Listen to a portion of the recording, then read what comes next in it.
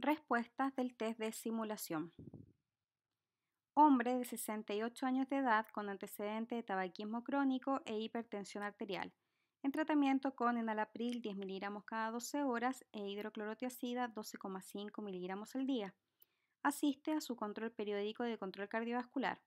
Al interrogatorio dirigido refiere hace 4 meses dolor torácico opresivo que aparece al caminar 3 cuadras, asociado a disnea y que cede al reposo. Durante la consulta, paciente se encuentra asintomático. Trae electrocardiograma que objetiva un bloqueo completo de rama derecha, sin otras alteraciones significativas. ¿Cuál es la conducta que se debe indicar a continuación? A. Solo indicarle un programa para dejar de fumar. B. Control en 2 meses con nuevo electrocardiograma. C. Solicitar un test de esfuerzo. D. Derivar a cardiología para realizar una coronariografía de urgencia. E. Solicitar ecocardiograma y según resultados decidir conducta. Entonces, lo primero que debemos evaluar que por la clínica del paciente sospechamos de una angina estable típica. No es un síndrome coronario agudo, por lo cual no ameritaría una coronariografía de urgencia. Es importante diferenciar entre una angina estable e inestable y una angina típica o atípica. ¿Sabes cuál es la diferencia? Recordar que la angina inestable es un accidente de placa y está en el contexto de un síndrome coronario agudo. Y la angina estable es una alteración crónica y que es por disminución del flujo coronario. Por otro lado, es importante evaluar entonces la probabilidad pretest de que el paciente tenga una cardiopatía coronaria y que justificaría un posterior estudio. En este caso, por la edad y el tipo de dolor, que ya sabemos que es una angina estable típica, tendría una alta probabilidad de tener una cardiopatía coronaria, por lo cual su examen con mayor rendimiento sería una coronariografía, pero de manera electiva, pues no está cursando con un síndrome coronario agudo y por lo tanto no es de urgencia. Si nosotros entonces evaluamos esta probabilidad de enfermedad coronaria por tener la edad del paciente y además describir un episodio de angina típica, tiene un 94% de probabilidad de tener una cardiopatía coronaria. Y ahí el estudio costo eficaz mejor es la coronariografía, pero de manera electiva. Por consiguiente, sí tendría indicación de realizar un estudio para descartar una cardiopatía coronaria y entre las alternativas la más correcta sería un test de esfuerzo, puesto que no aparece la alternativa de coronariografía electiva. Al ser un paciente de muy alto riesgo cardiovascular, ¿qué otras medidas también farmacológicas indicarías? Entonces, si volvemos a revisar la pregunta, ya sabemos que por ser hombre, la edad y además tener 4 meses de dolor torácico opresivo, que entonces lo clasificamos como una angina estable y evaluamos entonces nuestro estudio pretest de tener una cardiopatía coronaria, requeriría una coronariografía pero electiva y no de urgencia, por lo tanto esta no sería la alternativa correcta. Solo indicarle un programa para dejar de fumar, tiene que ir además asociado a un estudio para evaluar entonces la cardiopatía coronaria. Control en 2 meses con 9 electrocardiograma no nos va a cambiar la conducta. Solicitar un ecocardiograma y según resultados decidir conducta tampoco nos va a cambiar la conducta porque se debe hacer un estudio posterior. Y como no aparece la mejor alternativa que es una coronariografía electiva, entonces la respuesta más correcta sería solicitar un test de esfuerzo. Hay que recordar también las contraindicaciones de realizar un test de esfuerzo, entre ellas un bloqueo completo de rama izquierda, no así de derecha, que es lo que nos muestra el caso clínico. Caso clínico 2. Paciente de 55 años con antecedentes de hipertensión arterial. Consulta por cuadro de 4 meses de evolución de nicturia, chorro urinario débil y goteo postmiccional de manera ocasional. Se realiza la escala internacional de síntomas prostáticos con un resultado de 6 puntos. Al examen físico, un tacto rectal se palpa una próstata aumentada de tamaño sin lesiones focales. Trae una ecografía pélvica masculina que objetiva un residuo postmiccional de 50 cc. Antígeno prostático normal y examen de orina completa sin alteraciones. ¿Cuál es el manejo que se debe indicar a continuación? A. Derivar a especialista para resolución quirúrgica. B. Observación clínica en 6 meses más. C. Solicitar cistoscopía. D. Iniciar tratamiento con bloqueadores alfa-adrenérgicos. E. Iniciar tratamiento con inhibidores de la 5-alfa reductasa. Entonces, Como ustedes pueden ver acá, son síntomas que se presentan de manera ocasional y es importante que todo paciente con sospecha de uropatía obstructiva baja realizarle esta escala internacional de síntomas prostáticos. Entonces, nos encontramos frente a un paciente con clínica de uropatía obstructiva baja. Es importante recordar que hay varias causas de uropatía obstructiva baja, entre ellas la hiperplasia prostática benigna, el cáncer de próstata, los tumores vesicales, los tumores uretrales y las litiasis, entre otros. Al tener un tacto rectal no sugerente de cáncer y un examen de orina completa sin hematuria, descartamos la probabilidad de un cáncer de próstata o vesical y nos orientamos a una probable hiperplasia prostática benigna. Como les mencionaba, es importante realizar la escala internacional de síntomas prostáticos y una ecografía pélvica masculina para evaluar el residuo postmiccional para decidir la conducta. Esta entonces es la escala internacional de los síntomas prostáticos. 1 a 7 sintomatología leve, donde solamente se requiere observar al paciente. 8 a 19 una sintomatología moderada y tendría entonces indicación de iniciar medicamentos para disminuir el tamaño de la próstata y por ende los síntomas.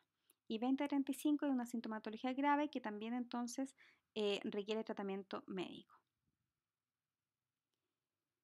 En el caso entonces de tener un puntaje mayor o igual a 8 o un residuo postmiccional significativo, tendría indicación médica, que no es nuestro caso y tampoco tiene indicación quirúrgica, por ende la mejor conducta sería observación clínica cada 6 meses.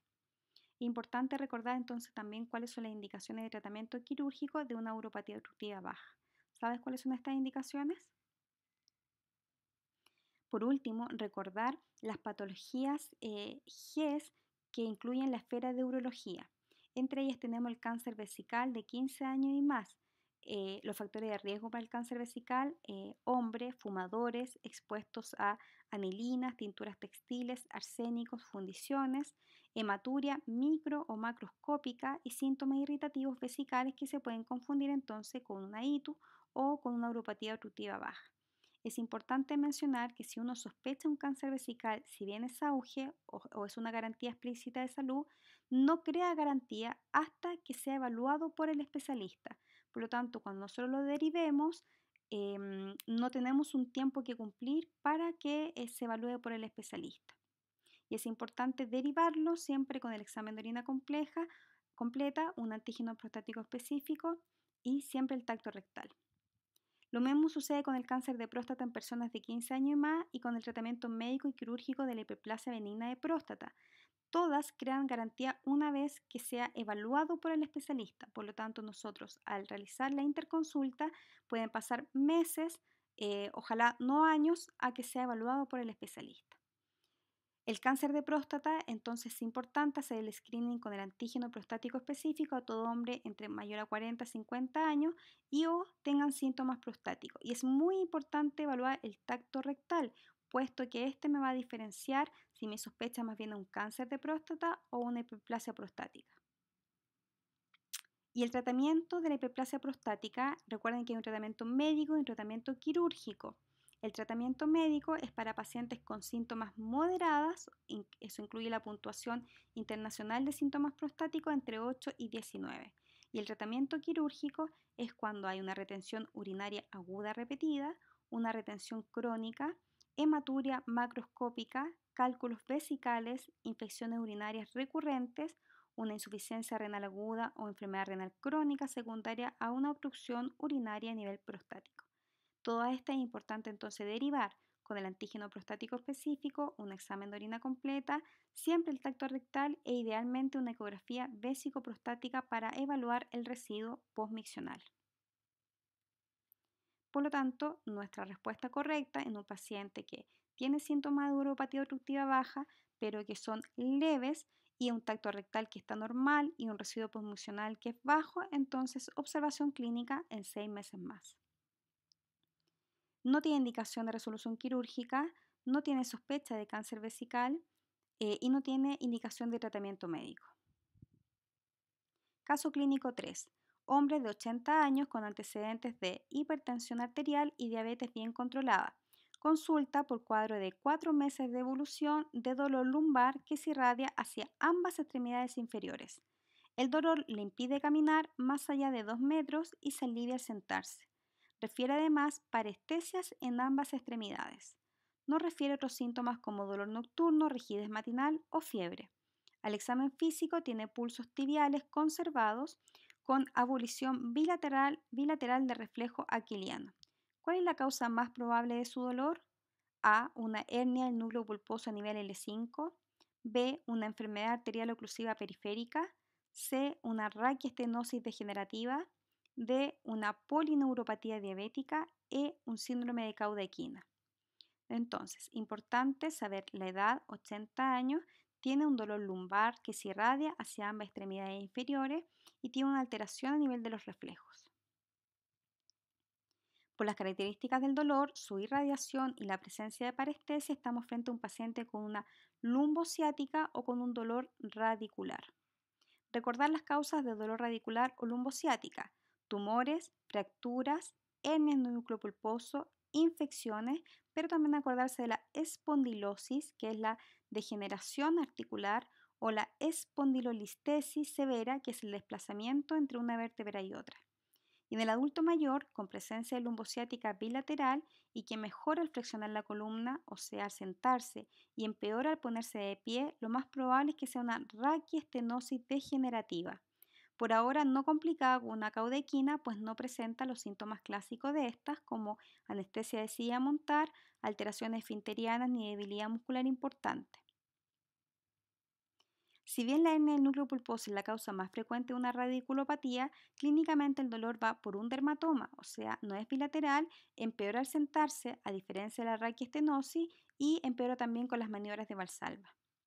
La diabetes con manifestaciones neurológicas, lo más frecuente es que se presente como una polineuropatía. Eso significa que es bilateral y es simétrica, en lo que se llama enguante y calcetín.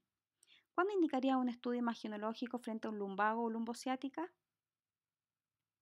Entonces, aquí también te presentamos los flujogramas que hemos diseñado y que están adaptados a la atención primaria. Por ejemplo, si yo me enfrento a un lumbago, ¿verdad? Lo primero que debo preguntarme es si tiene síntomas o signos de alarma, como por ejemplo, que sea un primer episodio en menor de 20 años o mayores de 50 años. Eso me habla de un tumor vertebral. Que haya un diagnóstico previo de cáncer también me hace sospechar un tumor vertebral. Si tengo antecedentes de trauma, tengo que ir a descartar la fractura vertebral. Si hay uso de corticoides o de drogas endovenosas, hay que descartar la fractura vertebral y la infección. Si no mejora con el reposo, mejora con ejercicio y tiene asociado rigidez matinal, principalmente en un hombre joven, hay que descartar que esto no sea una pelvispondilopatía seronegativa. Y si hay pérdida de peso asociado a fiebre, hay que descartar que sea un tumor o una infección. Entonces, frente a cualquier síntoma de alarma, debo solicitar una imagen según disponibilidad. Lo mejor sería una resonancia lumbar, pero si no tengo el recurso, puedo solicitar o partir con una radiografía lumbar antero, posterior y lateral. Y según hallazgo, derivar. Si no hay síntomas o signo de alarma, pero hay un dolor radicular, o sea, que se asocia a parestesia o a paresia, o la radiación es de acuerdo a un dermatoma o a un miotoma, los reflejos están negativos y tiene signos de la CE o TEPE, IPSI o contralateral positivo, recordando que estos signos son poco sensibles, pero si hago sospechar un compromiso radicular, entonces primero descartar que no esté complicada con una caudequina. Si hay alteración esfinteriana, ya sea retención o incontinencia urinaria o fecal, o hay anestesia en silla de montar o hay un déficit motor grave que impide al paciente elevar la extremidad contra gravedad, entonces derivar inmediatamente al servicio de urgencia. Si no, como es radicular, solicito una radiografía lumbar antero, posterior y lateral para descartar una espondilosis, una espondilolistesis, una raquiestenosis, un tumor o una fractura. Si hay alguna de estas, entonces derivo. Si no, doy un tratamiento médico para la lumbociática. Recordar que en esta radiografía lumbar no es para detectar una hernia en el núcleo pulposo, pues esta no se ve frente a una radiografía. Indico tratamiento médico de lumbociática. Si hay compromiso motor, o sea, aumenta la debilidad muscular o hay asimetría importante de los reflejos tendinios o hay un dolor intratable en 6 semanas, entonces derivo. Si no tiene síntomas o signo de alarma, si no es radicular, hay que descartar que el dolor lumbar no sea un dolor referido por una meralgia parestésica, un síndrome piriforme o más frecuente una artrosis de cadera. Si no, entonces un lumbago mecánico, indico tratamiento médico para el lumbago mecánico. Si este no responde en 5 semanas, entonces solicito una radiografía y de acuerdo a hallazgo derivo. Y como yo les mencionaba, la radiografía que yo solicito no es para confirmar una hernia de núcleo pulposo, pues esta solamente se confirma frente a una resonancia, sino es para descartar otras causas de dolor radicular. Por ejemplo, causas infecciosas donde hay destrucción de dos plataformas vertebrales y hay desaparición del espacio intervertebral, y esto puede ser causa de infecciones o causas tumorales. Aquí tenemos una fractura también de la vértebra. Aquí hay una espondilosis severa, como ustedes ven, no hay espacio articular y hay osteofitos, ¿verdad? Acá pueden ver una espondilolistesis donde hay un desplazamiento anterior de la vértebra que también puede provocar entonces síntomas radiculares. Aquí tenemos un tumor, principalmente metástasis de mama, próstata, pulmón, pero acordarse el mieloma múltiple. Y aquí están estos casos severos de las pelviespondilopatía o espondilita anquilosante, donde se calcifican los ligamentos y provocan esta imagen como de caña de bambú. Todo esto entonces podemos objetivar en la radiografía. Entonces, volviendo a nuestro caso, tenemos este paciente de 80 años que tiene un dolor lumbar que se irradia hacia ambas extremidades inferiores, que se alivia al sentarse, que además tiene parestesia y tiene abolición bilateral de los reflejos. Esto nos hace pensar entonces una raquiestenosis degenerativa y entonces la respuesta correcta. Por último, recordar que la hernia del núcleo pulposo es GES, pero es GES el tratamiento quirúrgico de la hernia del núcleo pulposo, y al igual que las patologías que hemos visto previamente, parte la garantía una vez que es confirmada por el especialista y que confirme entonces que tiene indicación quirúrgica. Por lo tanto, si yo genero una interconsulta, pueden pasar varios meses, ojalá no años, a que sea evaluado por el especialista y él confirme que tiene indicación quirúrgica. Por lo tanto, es importante derivar a aquellos pacientes que nosotros consideramos que tienen indicación quirúrgica, que son los que no responden a tratamiento conservador después de un plazo de 6 semanas o presentan compromiso progresivo, ya sea motor o sensitivo. Caso clínico 4.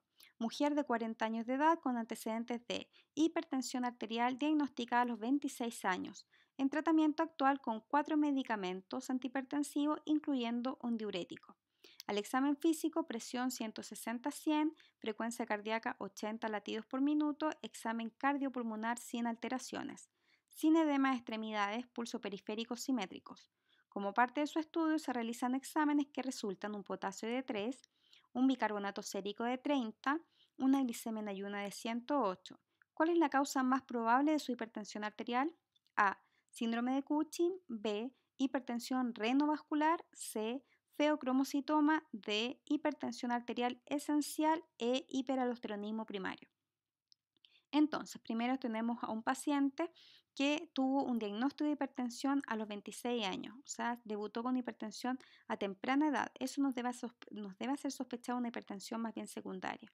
Lo segundo que llama la atención es que es una hipertensión refractaria, pues tiene hipertensión sobre los objetivos y ya estando con 4 medicamentos, incluyendo un diurético. Tercero, que además los exámenes de laboratorio muestran una alcalosis metabólica asociada a una hipocalemia. O sea, todos nos hacen pensar que estamos hablando de una hipertensión más bien secundaria. Entonces, enfrentamos un caso de hipertensión secundaria e hipertensión refractaria, y por la edad del diagnóstico de hipertensión, lo más probable es que se trate de una hipertensión secundaria y no de una hipertensión esencial. Recordemos la causa de hipertensión secundaria. La principal es la renal parenquimatosa. La segunda causa más frecuente de hipertensión secundaria es renovascular. Y luego vienen las otras como el síndrome de Cushing, donde hay un fenotipo característico, el feocromocitoma, que clásicamente lo describen como crisis paroxísticas de hipertensión, palpitaciones, RACH, cefalea, o que el paciente refiere a antecedentes previos de complicaciones frente a procedimientos quirúrgicos por la hipertensión, o al examen físico también constatamos una hipotensión ortostática, entre otras. Y otra causa entonces es el hiperaldosteronismo primario. De acuerdo a las alteraciones de laboratorio que hay en este caso clínico, se presenta una alcalosis metabólica con hipocalemia, y estas alteraciones pueden estar dentro de lo que es la hipertensión renovascular, que provoca un hiperaldosteronismo secundario, o frente a un hiperaldosteronismo primario. ¿Cómo diferenciamos entre ambas? La hipertensión renovascular es típica de pacientes mayores de 50 años, con otros factores cardiovasculares y con otras manifestaciones de enfermedad arterial oclusiva periférica. Por lo tanto, podemos encontrar el examen físico o diferencia de presión arterial entre ambos brazos, o soplo abdominales o asimetría de pulsos distales. Todo esto no lo presenta nuestro paciente. Por lo tanto, no es un síndrome de Cushing, no es una hipertensión renovascular, tampoco orienta a feocromocitoma. Dijimos que no es una hipertensión arterial esencial, entonces lo más probable, por la edad de presentación, por mujer, por laboratorio y por descartando las otras causas, un hiperaldosteronismo primario. Frente a una sospecha de hipertensión secundaria, ¿cuál debería ser el primer examen a solicitar? ¿Cuál es el mejor examen imaginológico que usted indicaría? Caso clínico 5. Mujer de 35 años de edad sin antecedentes médicos de importancia acude a su consulta por cuadro de 8 meses de evolución caracterizado por dolor epigástrico tipo urente que empeora con la ingesta de alimentos y que no mejora con el uso de ranitidina. Además refiere deposiciones líquidas en los últimos 3 meses sin características patológicas. Refiere no estar tomando ningún otro medicamento, no refiere uso de drogas. Se realiza una endoscopia digestiva alta que objetiva múltiples úlceras en la tercera porción del duodeno, test de ureasa negativo. No hay antecedentes familiares de problemas similares. ¿Cuál de los siguientes exámenes solicitaría para confirmar su sospecha diagnóstica? A. Ecografía abdominal. B. Anticuerpo antitransglutaminasa. C. Pruebas de antígenos de Helicobacter pylori en deposiciones. D. Niveles de gastrina. E. Niveles de cocaína en sangre y orina. Entonces, estamos frente sindromáticamente a un paciente que tiene sospecha de un síndrome ulceroso asociada a un síndrome diarreico crónico. Entonces, este paciente, por sospecha de síndrome ulceroso, amerita hacer una endoscopia digestiva alta. Y frente a los hallazgos de úlceras múltiples o más allá de la segunda porción del duodeno, o úlceras grandes mayores a 1 centímetro y más aún sin una causa evidente como la ingesta de antiinflamatorios no esteroidales, cocaína o presencia de Helicobacter pylori, nuestra primera hipótesis debe ser la sospecha de un gastrinoma. El gastrinoma secreta tan altos niveles de gastrina que mantiene un pH muy ácido que inactiva la lipasa pancreática provocando entonces un síndrome diarreico secundario. Por lo tanto, el siguiente examen para confirmar la presencia de un gastrinoma debe ser los niveles de gastrina para después realizar un escáner o resonancia en búsqueda de la localización del gastrinoma. Entonces, la respuesta correcta sería solicitar niveles de gastrina.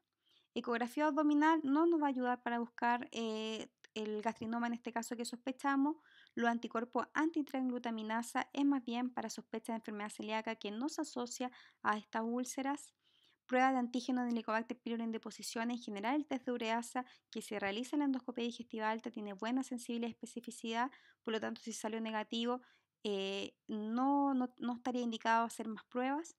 Y niveles de cocaína en sangre y orina, confiamos en los antecedentes del paciente de referir no uso de otra sustancia. Por lo tanto, debemos confirmar el gastrinoma con los niveles de gastrina o la prueba de estimulación con secretina. Caso clínico 6. Mujer de 45 años sin antecedentes médicos de importancia consulta por cuadro de 1 mes de evolución de palpitaciones, taquicardia y pérdida de peso. Al interrogatorio dirigido solo refiere haber cursado con un cuadro viral hace 6 semanas atrás. Se solicitan exámenes que resultan T4 libre de 3,2, que está elevada, y TSH de 0,04, que está baja. Glicemia normal. Hemograma solo objetiva elevación de la VHS. La gammagrafía tiroidea no muestra una captación tiroidea. ¿Cuál es el diagnóstico más probable? A. Bocio multinodular. B. Hipertiroidismo facticio. C. Carcinoma folicular funcionante. D. Enfermedad de Graves. E. Tiroiditis subaguda. Entonces, recuerden que en la gammagrafía no se mostró captación. Entonces, por la clínica del paciente y los exámenes de laboratorio, nuestra unidad diagnóstica es una tirotoxicosis, no confundir con una tormenta tiroidea. Tirotoxicosis significa elevación de las hormonas tiroideas en sangre, sin decirnos cuál es la causa. Dentro de las causas de esta podemos mencionar una enfermedad de Graves, un bocio multinodular tóxico o un nódulo tóxico. Estas tres últimas se agrupan como hipertiroidismo. Y también dentro de la tirotoxicosis está una tiroiditis que puede ser facticia o subaguda, esta última secundaria causa viral que es lo más frecuente. Ahora, ¿cómo podemos diferenciar entre una enfermedad de Graves y una tiroiditis subaguda? Existen algunas diferencias clínicas y de laboratorio. Por ejemplo, La enfermedad de Graves por lo general se caracteriza además por un exoftalmo y un bocio tiroideo que no lo tiene la tiroiditis subaguda. El hemograma de la enfermedad de Graves suele ser normal, o sea, la VHS debe estar normal, y la captación de yodo o el cintigrama tiroideo en la enfermedad de Graves muestra una captación difusa de la glándula tiroides. A diferencia de la tiroiditis viral o la tiroiditis subaguda, la que tiene generalmente un antecedente previo de haber cursado con un cuadro viral, existe además dolor a la palpación tiroidea, el hemograma muestra una elevación de la VHS y no hay captación de yodo al cintigrama, además de tener los anticuerpos anti-TRAP negativos que los tiene positivos la enfermedad de Graves. ¿Y cómo diferenciamos entre una tiroiditis viral o facticia? Es que en esta última estaría el antecedente de consumo de algún fármaco para bajar de peso y en ambas no hay captación de contraste al cintigrama, pero si además pudiésemos tomar un examen de tiroglobulina, esta va a estar baja cuando hay una tirotoxicosis facticia.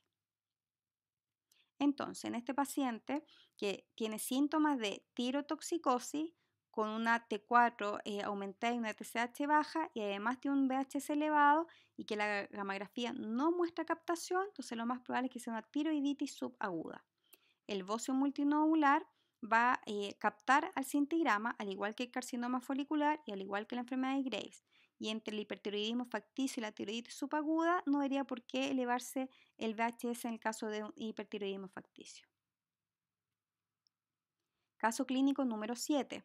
Hombre de 55 años con antecedente de diabetes mellitus con regular control metabólico en control con glibenclamida 10 miligramos y metformina 3 comprimidos de 850 al día.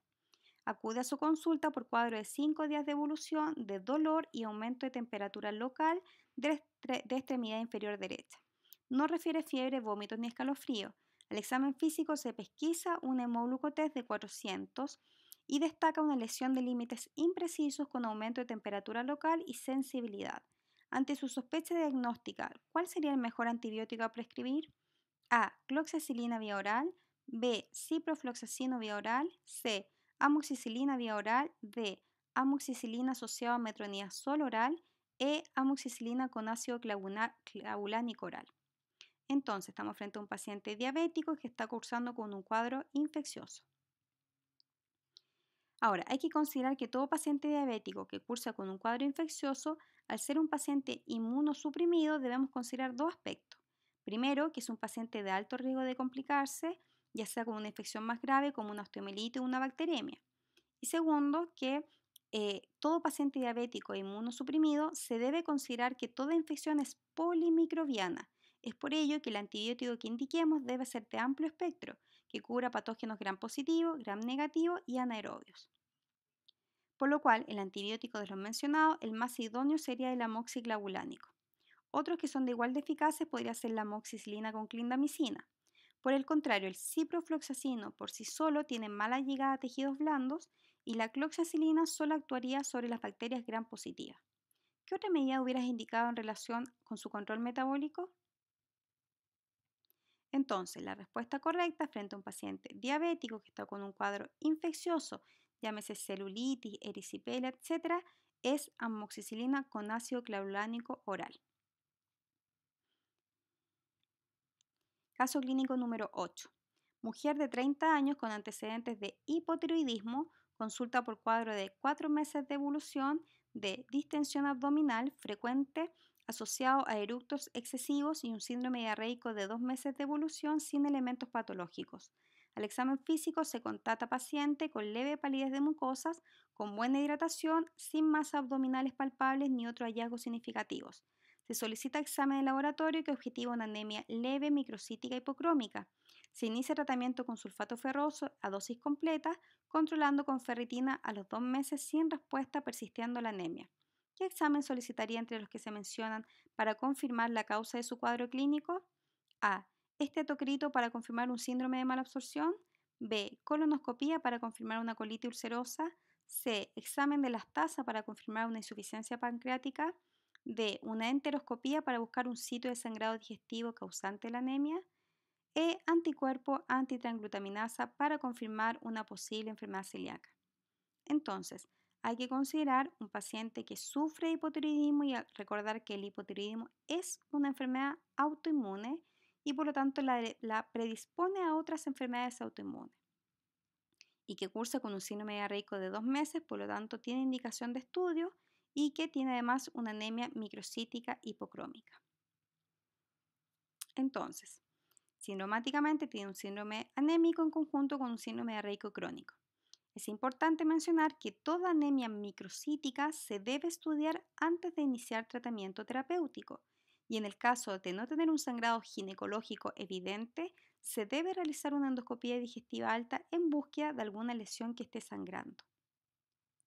Por otro lado, si se inicia tratamiento terapéutico con hierro elemental, se debe controlar con ferritina a los 2 meses junto con un hemograma. De no haber respuesta al tratamiento, se debe considerar como primera opción un síndrome de mala absorción. Obviamente después de verificar la correcta toma del medicamento indicado. ¿Cuáles serían las causas de mala absorción? Por ejemplo, una enfermedad inflamatoria intestinal o una enfermedad celíaca. La enfermedad celíaca, la cual se puede confirmar con anticuerpos IgG antitransglutaminasa, que es el más sensible y más específico, y posteriormente una biopsia duodenal. Caso clínico no presenta un síndrome rectal para pensar en un cuadro de colitis ulcerosa que justifique la colonoscopía y tampoco tiene antecedente de alcoholismo crónico para pensar en una insuficiencia pancreática crónica que justificara la elastasa. Por lo tanto, la respuesta correcta es anticuerpo antitransglutaminasa para confirmar una posible enfermedad celíaca. ¿Por qué la alternativa A no es la más correcta? Porque ya sospecho de un síndrome de mala absorción, porque por algo no me respondió a la indicación de sulfato ferroso oral. Por lo tanto, ahora quiero confirmar cuál es la causa de esta mala absorción. La colonoscopía mencionamos que no porque no tiene síntomas de un síndrome rectal. La elastasa tampoco porque le falta el factor de riesgo de un OH crónico, ¿verdad? Y la enteroscopía para buscar el sitio de sangrado, primero se debería realizar entonces una endoscopia digestiva alta. Entonces la respuesta frente a una sospecha de síndrome de mala absorción, sospecha de enfermedad celíaca, es solicitar el anticuerpo antitransglutaminasa.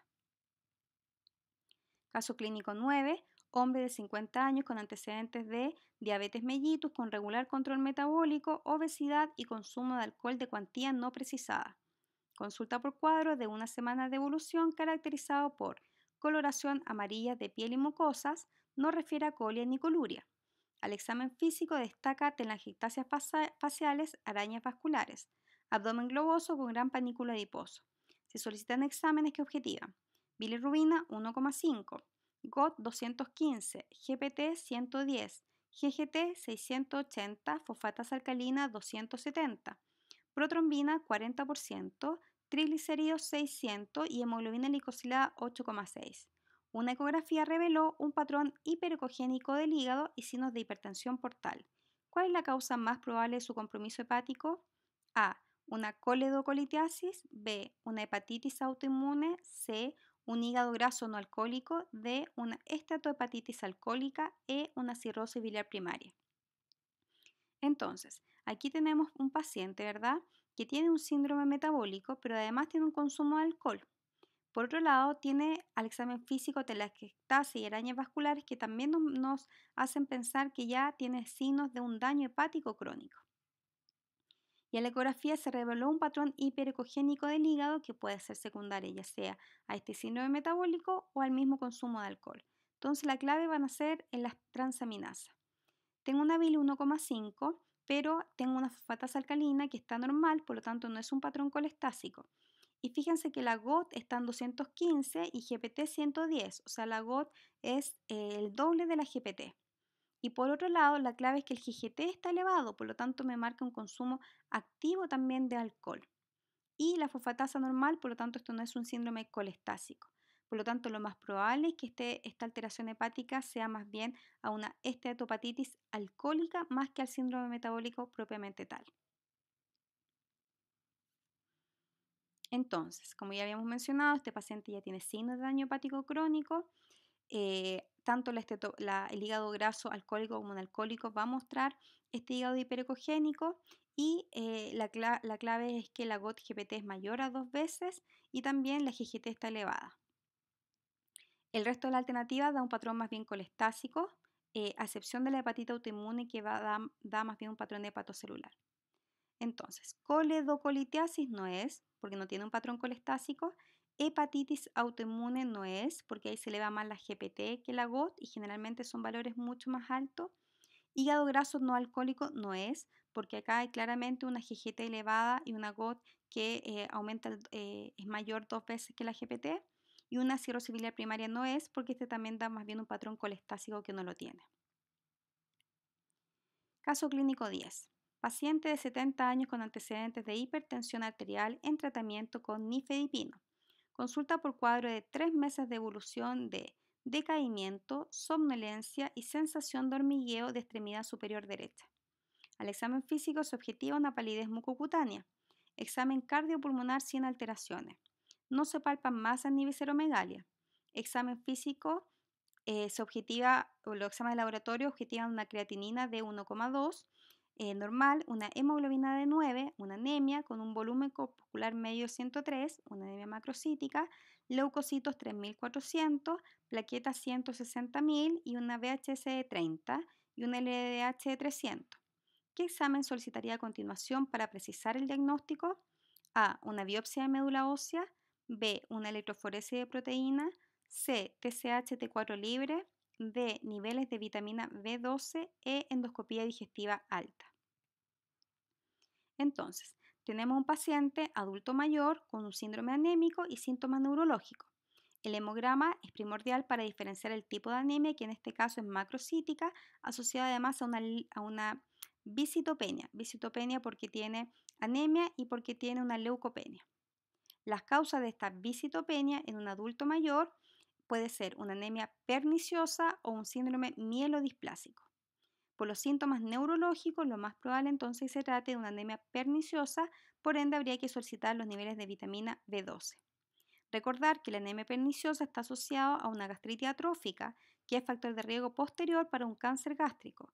Por ende, posterior a confirmar la anemia perniciosa con niveles respectivos, se debería solicitar una endoscopia digestiva alta para precisar la gastritis atrófica y su posterior control. Entonces, biopsia de médula ósea no requiere porque nuestra primera hipótesis es más bien un déficit de vitamina B12 más que un síndrome mielodisplásico.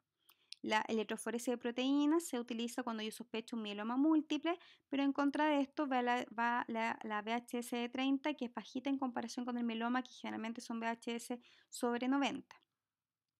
TSH T4 libre, generalmente el hipo o el hipertiroidismo da más bien una anemia normo-normo. Los niveles de vitamina B12, entonces sí debo solicitar por sospecha de esta anemia perniciosa, y la endoscopia digestiva alta sí debo solicitarlo, pero una vez que haya confirmado esta anemia perniciosa. Caso clínico 11. Paciente 60 años con antecedentes de diabetes mellitus de larga data en tratamiento con metformina 850 miligramos 3 veces al día. Consulta por cuadro de aproximadamente 3 meses de evolución de sensación de hormigueo en ambas manos y en ambos pies, principalmente nocturno. Al examen físico destaca un aumento de la base de sustentación con signo de Romberg positivo. Los exámenes de control destacan una creatinina de 1,9, anemia normocítica normocrómica con VHS de 90, relación microalbuminuria-creatinuria menor a 30 y fondo de ojos sin alteraciones. ¿Cuál es el diagnóstico más probable? A. Neuropatía diabética. B. Mononeuritis múltiples. C. Mieloma múltiple. D. Neuropatía urémica. E. Déficit de vitamina B12. Entonces, recuerda que es diabético, que tiene una polineuropatía, ¿verdad? Que tiene compromiso renal y una VHC bastante elevada, con un fondo de ojo normal. Entonces, diagnóstico sindromático, un síndrome polineuropático. Queda fuera la mononeuritis múltiple, puesto que esta se presenta de manera simétrica y no simétrica y bilateral como la polineuropatía. Y causas probables de polineuropatía está la neuropatía diabética, a favor entonces la polineuropatía, en contra el VHS tan elevado y la disfunción renal que no tiene retinopatía diabética. Acuérdense que en los diabéticos primero se compromete la retina y luego el riñón. Entonces, en un paciente diabético que tiene compromiso renal pero sin retinopatía es poco probable que la falla renal sea por la diabetes. La neuropatía urémica en general se presenta con mayor disfunción renal, a favor la anemia normocítica normocrómica, en contra el VHS elevado. el déficit de vitamina B12, recordar que el uso de metformina de manera crónica puede disminuir la absorción de vitamina B12, pero en contra de que esta sea la correcta es el VHS muy elevado y que generalmente esta anemia es más bien macrocítica en vez de normocítica. Y el mieloma múltiple a favor de los síntomas neurológicos, el compromiso renal, el VHS elevado y la anemia normo-normo, por lo que sería la respuesta correcta. Caso clínico 12.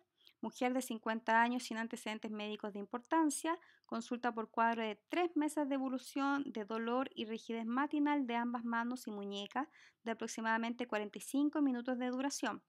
No refiere síntomas inflamatorios articulares. Usted decide solicitar una radiografía de manos que describe artrosis de las metacarpofalángicas y osteopenia yuxtaarticular. ¿Cuál sería su conducta a seguir? A. Iniciaría analgesia con paracetamol por una artrosis primaria de manos. B. Solicitaría ácido úrico y calcio por sospecha de una pseudogota. C. Solicitaría un factor reumatoide por sospecha de artritis reumatoide. D. Controlaría en 3 meses con nueva radiografía de manos. E. Derivaría a especialistas sin mayores exámenes. Entonces estamos frente a un paciente que ya por la radiografía de manos sabemos que tiene una artrosis. Acá lo importante es definir si es una artrosis primaria o es una artrosis secundaria a otras patologías. Entonces, resumiendo, paciente con dolor crónico de ambas manos asociado a rigidez sin síntomas inflamatorios, o sea, no refiere tener una artritis. Entonces, el diagnóstico acá es importante diferenciar entre una artrosis primaria y una artrosis secundaria. Recordad que la artrosis primaria compromete más bien las articulaciones distales de las manos y se asocia a nódulos de Heberden y puede o no ser erosiva. Una radiografía que sugiere una artrosis metacarpofalángica, o sea, a nivel proximal, siempre es secundaria a otra condición, como por ejemplo depósito de cristales o una artritis reumatoide. En esta última también, como signo precoz, se puede observar lo que es la osteopenia yuxtaarticular, que en términos prácticos es que a nivel periarticular es donde más se marca esta osteopenia, que es el que se ve en negro en la radiografía, a nivel periarticular. Por consiguiente, la respuesta correcta sería solicitar más exámenes como el factor reumatoide o un hemograma por sospecha de artritis reumatoide. Caso clínico 13. Mujer de 50 años acude a su consulta por cuadro de aproximadamente 3 meses de evolución caracterizado por baja de peso de aproximadamente 8 kilos en 3 meses asociado a polidipsia y poliuria. Refiere antecedentes familiares de diabetes. Al examen físico se objetiva acrocordones y acantosis nigricans en cuello. Paciente orientada temporoespacialmente, sin apremio ventilatorio, sin uso de musculatura accesoria, en buen estado general. Se solicitan exámenes que objetivan glicemia de 400 mg por decilitro, hemoglobina glicosilada sobre 9, creatinina 0,9, función hepática y hemograma normal. Se diagnostica como un debut de diabetes. ¿Cuál sería la conducta a seguir? A. Iniciar tratamiento con metformina 850 al día y control en 2 semanas. B. Iniciar tratamiento con glibenclamida 20 mg y control en 2 semanas. C. Iniciar tratamiento con insulina lenta en 2 dosis y control en 2 semanas. D. Iniciar dosis máxima de metformina y glibenclamida y control en 3 meses con hemoglobina glicosilada. E. Iniciar tratamiento con metformina y glibenclamida dosis máxima y derivar a especialista por sospecha de diabetes tipo 1 LADA. Entonces, estamos frente a un paciente que debuta con una diabetes por tener signos claros de insulinoresistencia, eso es, obesidad, acrocordones, acantosis nígrica, lo más probable es que se trate de una diabetes tipo 2. Por otro lado, cursa con un síndrome hiperglicémico agudo con un estado hipercatabólico que explica la baja de peso, pero sin llegar a una cetoacidosis diabética o a un síndrome hiperglicémico hiperosmolar y por ende entonces no tiene indicación de hospitalización. Al ser un síndrome hiperglicémico agudo, con glicemias tan elevadas, el grado de glucotoxicidad impediría que los fármacos hipoglicemiantes orales causen su efecto. Por ende, este paciente tendría indicación de inicio de insulinoterapia, a lo menos transitoria, hasta compensar los niveles de glicemia y luego traslapar a hipoglicemiantes orales que puedan ejercer su acción. Es muy importante tener esto en cuenta. Aunque yo indique dosis máxima de metformina y dosis máxima de glibenclamida, lo más probable es que no puedan actuar a nivel del páncreas liberando más insulina. Por lo tanto, esta sería una indicación de iniciar insulina de forma transitoria. ¿Qué otras condiciones conoces de indicación de iniciar insulinoterapia transitoria? Caso clínico 13.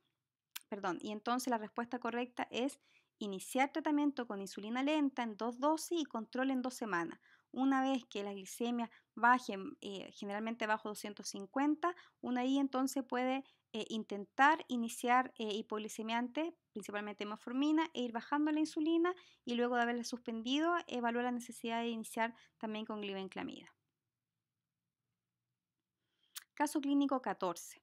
Paciente de 50 años, trabajadora de textiles. Refiere antecedentes de hipertensión arterial en tratamiento con enalapril 10 miligramos al día con buen control de presiones arteriales. Además, con antecedentes de tabaquismo crónico activo. Consulta por cuadro de 4 meses de evolución de disnea a moderados esfuerzos. Refiere falta de aire al subir 2 pisos que antes no le sucedía. Al interrogatorio dirigido no refiere disnea paroxística nocturna, ortopnea, tampoco nicturia ni edema de extremidades. Tampoco refiere síntomas atópicos como rinitis o dermatitis alérgica. Examen físico cardiopulmonar sin alteraciones. Se solicita un péptido natriurético, un BNP, que resultan 20.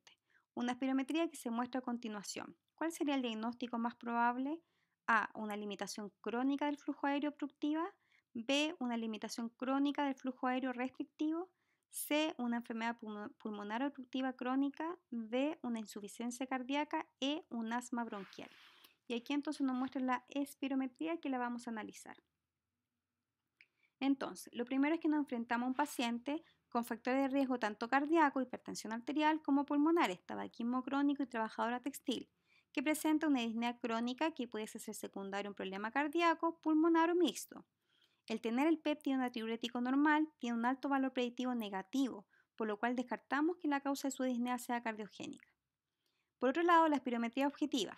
Primero evaluamos el BEF y la capacidad vital forzada, que hay que evaluarla siempre post-broncodilatador. Y post-broncodilatador, el BEF capacidad vital forzada es de 76, lo que significa que está normal, por lo tanto se descarta una limitación crónica del flujo aéreo obstructiva, como el EPOC o el asma. Luego hay que evaluar la capacidad vital forzada, que equivale a la capacidad pulmonar total, y esto se evalúa pre-broncodilatador. Y lo normal es que sea sobre 80 y este paciente lo tiene en 47%. Por lo tanto, sí podemos decir que tiene un compromiso restrictivo. Restrictivo que puede ser secundario, por ejemplo, una enfermedad pulmonar intersticial difusa, una visinosis por el tema de su trabajo, o una insuficiencia cardíaca, pero que esta ya la descartamos porque el BNP me salió normal. Por lo tanto, frente a la espirometría, lo más probable es que tenga una limitación crónica del flujo aéreo restrictivo. Caso clínico 15, hombre de 55 años con antecedentes de hipertensión arterial y enfermedad renal crónica en hemodiálisis. Consulta al servicio de urgencia por cuadro de 1 hora de evolución de dolor torácico tipo opresivo, sin irradiación, que apareció mientras dormía y que duró aproximadamente 5 minutos. El electrocardiograma de ingreso sin alteraciones significativas. Se decide hospitalizar para observación y solicitar troponinas cardíacas que resultan sobre el límite normal superior. ¿Cuál es la conducta a seguir? A. Iniciar trombólisis de urgencia. B. Iniciar manejo médico con aspirina y atorvastatina y manejo por especialista de manera ambulatoria. C. Realizar coronariografía de urgencia. D. Repetir el electro y troponinas en un par de horas y según resultados decidir conducta. E. Indicar test de esfuerzo de urgencia. Entonces estamos frente a un paciente que tiene muy alto riesgo cardiovascular por su enfermedad renal crónica. Ahora, presenta las características de una angina más bien atípica porque se presentó sin esfuerzo físico, ¿verdad? Y se dio en forma espontánea, pero en el contexto ahora de un síndrome coronario agudo por el alto riesgo de este paciente de tenerlo y además que presenta dolor. Pero es un síndrome coronario agudo sin supranivel del ST, por lo que tendría indicación de hospitalizarse, observarse para monitoreo del electro y enzimas cardíacas. Al no tener elevación del ST, me da tiempo para seguir estudiándolo. Ahora, recordar que existen condiciones que elevan las troponinas cardíacas sin ser necesariamente un infarto agudo del miocardio, como es el caso de la enfermedad renal crónica. ¿Conoces cuáles son las otras condiciones de una falsa elevación de las troponinas? Estando el electrocardiograma sin elevación del ST, la conducta más adecuada sería repetir las troponinas en un plazo máximo de 6 horas. Si éstas se siguen elevando, lo más probable entonces es que sea un infarto agudo al miocardio, sin elevación del ST, y ameritaría entonces una coronariografía dentro de las 24 horas. Si fuese un falso positivo, se esperaría entonces que las troponinas estuviesen de igual valor como las de ingreso o en franca disminución. Por lo tanto, la respuesta correcta es repetir el electro cada 30 minutos, cada 1 hora y hacer una curva de troponina máximo en 6 horas para decidir la conducta. Último caso clínico, paciente de 45 años sin antecedentes familiares ni personales de importancia, acude a su consulta después de haberse realizado exámenes generales que entregan como resultado glicemia 98, colesterol total de 250, HDL de 55, triglicéridos de 200, LDL de 160. Al examen físico, índice de masa corporal de 22, circunferencia abdominal de 75. Examen físico segmentario normal. Presión arterial 120,80. ¿Cuál sería la conducta con respecto a los niveles de colesterol de este paciente? A. Indicar cambio de estilo de vida saludable e inicio de tratamiento con gemfibrosilo 600 miligramos al día por 6 meses y control de exámenes. B. Indicar cambio de estilo de vida saludable por 3 meses y control con nuevos exámenes. C. Indicar cambio de estilo de vida saludable e inicio de tratamiento con atorvastatina 20 miligramos al día por 6 meses con control de exámenes. D. Indicar cambio de estilo de vida saludable e inicio de tratamiento con ezetimibe 10 miligramos al día por 6 meses con control de exámenes. E. Iniciar tratamiento farmacológico con atorvastatina 20 miligramos y gemfibrosilo 300 miligramos al día por 3 meses y control de exámenes. Entonces, para realizar el diagnóstico y el manejo de una dislipidemia, lo primero es estimar el riesgo cardiovascular del paciente. En este caso, el paciente es de bajo riesgo cardiovascular, por ende, su meta referente al LDL es de 130 y su colesterol no HDL, que es más fidedigno, es de 160. Si evaluamos los datos que nos describe el paciente, tendría una dislipidemia, puesto que su LDL es de 160, cuando la meta debería ser 130, y su colesterol no HDL es de 195, cuando debería ser de 160. Por lo tanto, sí tiene una dislipidemia. Considerando que una dieta estricta bajo en grasas saturadas no reduce el LDL más del 15%, para llegar a su meta objetivo se debe indicar en este caso un tratamiento farmacológico. En general, entonces, todo paciente con un LDL mayor a 160 se debe indicar tratamiento farmacológico. Y el mejor fármaco en reducir el nivel de LDL y concomitantemente también tendría un efecto en subir el HDL y bajar los triglicéridos son las estatinas. Los fibratos como el gemfibrosilo estarían indicados cuando predominan más bien los triglicéridos, generalmente cuando son mayores a 400 o 500. Y el ezetimibe estaría indicado de forma combinada con la atorvastatina en el caso de no tener una respuesta favorable al uso de estatina. Por lo tanto, la respuesta correcta es indicar cambio de estilo de vida saludable e inicio de tratamiento con atorvastatina 20 miligramos al día por 6 meses con control de exámenes. Muchas gracias por su atención. Nos vemos en el próximo video.